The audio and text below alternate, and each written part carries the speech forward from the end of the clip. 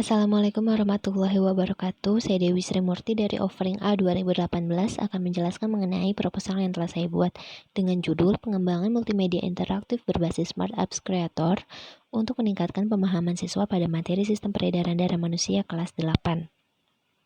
Yang pertama yaitu bab 1 pendahuluan. Ada latar belakang mengapa saya mengambil judul tersebut.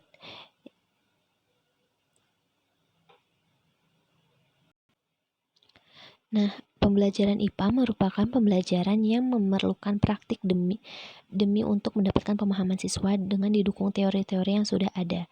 Namun, kenyataannya di lapangan siswa lebih mengandalkan hafalannya dibandingkan dengan pemahamannya pada suatu materi. Padahal, pemahaman merupakan modal awal siswa untuk dapat memahami materi yang selanjutnya.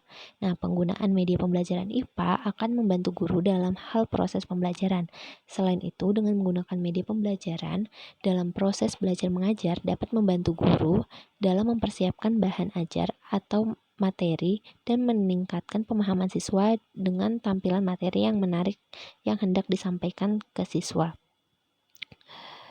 Nah, materi sistem peredaran darah manusia ini merupakan salah satu materi pembelajaran IPA yang bersifat abstrak karena tidak dapat memungkinkan siswa ataupun guru dapat menjelaskan peredaran darah yang dapat diindra secara langsung, sehingga guru harus dapat berupaya menjelaskan konsep dari peredaran darah manusia sehingga siswa dapat memahami materi tersebut dan meminimalisir terjadinya kesalahan konsepsi oleh siswa. Nah, berdasarkan penjelasan tersebut, peneliti tertarik melakukan penelitian dengan judul Pengembangan Multimedia Interaktif Berbasis Smart Apps Creator untuk meningkatkan pemahaman siswa pada materi sistem peredaran darah manusia kelas 8. Nah, selanjutnya yaitu ada rumusan masalah. Yang pertama, bagaimana cara mengembangkan multimedia interaktif berbasis Smart Apps Creator pada materi peredaran darah manusia kelas 8. Dan yang kedua, apakah multimedia interaktif berbasis Smart Apps Creator dapat meningkatkan pemahaman siswa pada materi sistem peredaran darah manusia kelas 8. Nah, tujuan penelitian yang pertama mendeskripsikan cara mengembangkan multimedia interaktif berbasis Smart Apps Creator pada materi sistem peredaran darah manusia kelas 8. Dan yang kedua mendeskripsikan pengaruh penggunaan multimedia interaktif berbasis Smart Apps Creator dalam meningkatkan pemahaman siswa pada materi sistem peredaran darah manusia kelas 8. Nah, adapun kegunaan penelitian bagi sekolah, yang pertama, dapat meningkatkan kualitas dan motivasi siswa sekolah akibat dampak penggunaan multimedia interaktif berbasis Smart Apps Creator sehingga dapat meningkatkan pula kualitas sekolah. Yang kedua, menambah daftar penggunaan media pembelajaran di sekolah yang dapat digunakan dalam proses pembelajaran. Kemudian kegunaan penelitian bagi guru, yang pertama menambah wawasan guru, yang kedua membantu guru dalam menjelaskan materi sistem peredaran darah manusia, dan yang ketiga meningkatkan motivasi guru dalam membuat media pembelajaran yang kreatif.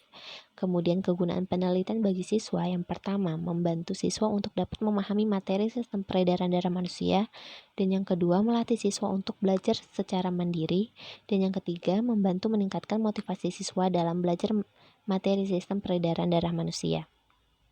Selanjutnya yaitu bab 2 tinjauan pustaka. Nah, dalam tinjauan pustaka ini secara keseluruhan saya membahas mengenai pengertian multimedia, kemudian teori tentang Smart Apps Creator dan juga teori tentang peredaran darah manusia. Selanjutnya yaitu bab 3 metode.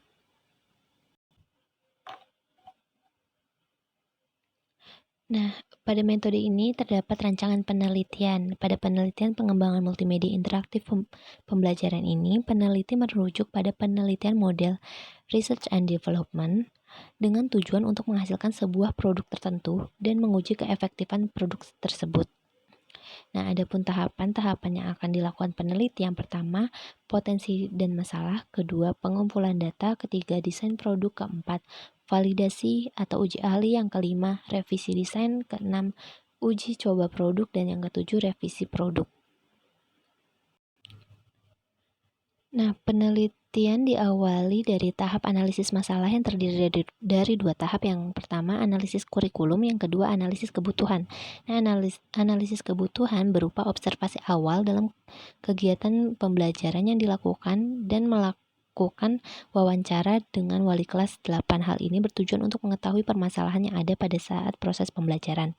Kemudian tahap pengumpulan data, peneliti mengumpulkan berbagai informasi yang mendukung pembentukan produk, yaitu studi literatur dari data analisis kurikulum, buku-buku materi sistem peredaran darah manusia, buku-buku pengembangan multimedia berbasis SAC, dan juga jurnal-jurnal pengembangan multimedia. Kemudian tahap desain produk. Desain ini masih bersifat hipotesis. Dianggap hipotesis karena efektivitasnya belum terbukti dan akan diketahui setelah lulus tes.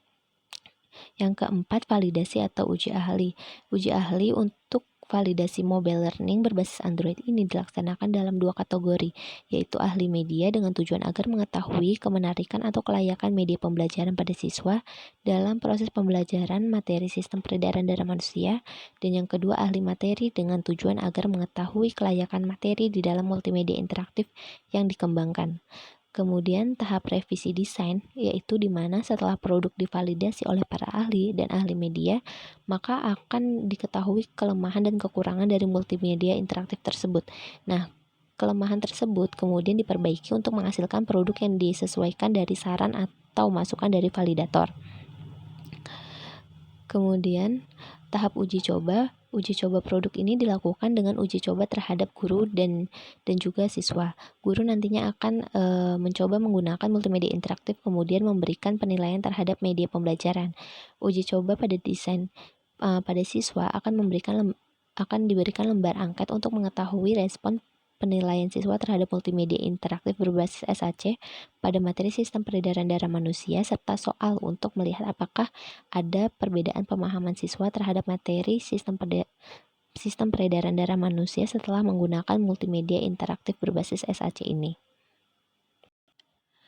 Kemudian tahap revisi produk dilakukan apabila hasil uji coba produk belum sempurna, maka hasil uji coba dijadikan bahan perbaikan dan penyempurnaan multimedia interaktif sehingga dapat menghasilkan produk akhir yang siap digunakan oleh guru maupun siswa. Nah, pada penelitian ini menggunakan pendekatan kualitatif dan kuantitatif. Pendekatan kuantitatif yaitu pada lembar validasi, angket, dan tes untuk mengetahui kualitas multimedia interaktif sebagai penunjang pembelajaran. Kemudian pada pendekatan kualitatif yaitu dilakukan wawancara terhadap guru dan siswa. Kemudian instrumen pengumpulan data penelitian yang digunakan yang pertama yaitu wawancara, lembar validasi, angket, dan juga tes. Kemudian ada analisis data. Nah, analisis data ini data awal diperoleh dari hasil wawancara, dan analisis data angket dan lembar validasi yang dihasilkan dianalisis dengan sistem deskripsi presentase. Kemudian analisis data dalam bentuk checklist tersebut dilakukan langkah-langkah dengan menghitung presentase dari tiap-tiap subvariabel dengan rumus S per N dikali 100, di mana S sendiri jumlah skor tiap subvariabel dan N merupakan jumlah skor maksimum. Kemudian dari presentase yang dihasilkan ditransformasikan ke dalam tabel, kemudian menentukan kriteria kualitatif dapat dilakukan dengan cara menentukan skor ideal, menentukan skor terendah, menentukan range, menentukan interval yang dikehendaki, kemudian menentukan lebar interval. Kemudian didapatkan tabel interval seperti di layar ini. Dari kriteria tidak baik di antara 20% sampai 36%, dan juga kriteria sangat baik yaitu interval antara 85% hingga 100%. Sekian penjelasan dari saya mengenai proposal yang telah saya buat. Kurang lebihnya mohon maaf. Wassalamualaikum warahmatullahi wabarakatuh.